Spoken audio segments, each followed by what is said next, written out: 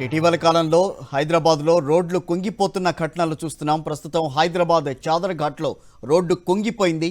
అప్రమత్తమైన పోలీసులు గొయ్యి చుట్టూ రక్షణ కవచాన్ని ఏర్పాటు చేశారు. అటువైపు ట్రాఫిక్ రాకుండా రక్షణ కవచాలు ఏర్పాటు చేసి గొయ్యి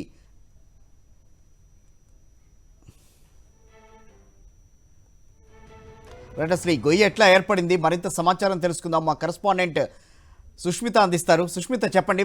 పోలీసులు చర్యలు తీసుకుంటున్న దృశ్యాలైతే మనం చూస్తున్నాం. ఏం చెప్తున్నారు అసలు అక్కడ?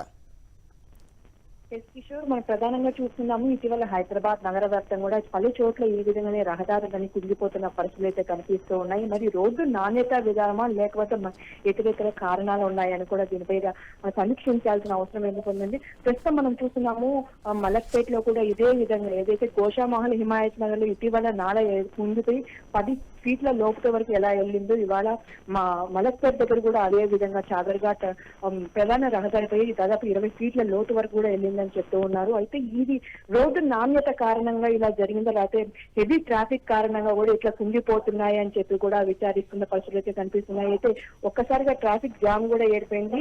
ఈ చుట్టుపక్కల ఇలా ఏర్పడడంతో కూడా ఇప్పటికే పోలీసులు అలర్ట్ అయ్యి దాని రక్షణ వలయాన్ని అయితే ఏర్పాటు చేశారు. ఎవరికి ఎటువంటి ఇబ్బంది కలగకుండా ఉండేది కూడా ట్రాఫిక్ డైవర్షన్ అయితే కొనసాగుతోంది. అయితే ఎటువంటి పరిణామాలు జరుగుతున్నప్పటికీ కూడా ఇప్పటి వరకు అధికారులు దీనిపైన స్పందన ఇవ్వట్లేదు. మరి ఎందుకు ఇలాంటి జరుగుతున్నాయి అని చెప్పి ఇప్పటికే 3 ఇన్సిడెంట్లు ఇప్పటి వరకు జరిగాయి. ఇంతకు ముందు ట్యాంక్మెంట్ వైపు కూడా ఇట్లాంటి జరిగాయి. మరి ఇన్ని కారణాల కారణంగా ఒక రీజన్ ఏంటి, మరి ఇన్ని వీట్ల వరకు లోతుకి వెళ్ళిపోతున్నాయి. గోషామహల్ కూడా చూసాము. అయితే ఎవరైతే వ్యాపారస్తులు వాళ్ళు కూడా లోపలికి వెళ్ళిన పరిస్థితులు అయితే కనిపిస్తున్నాయి. కిషోర్. ఓకే సుష్మిత.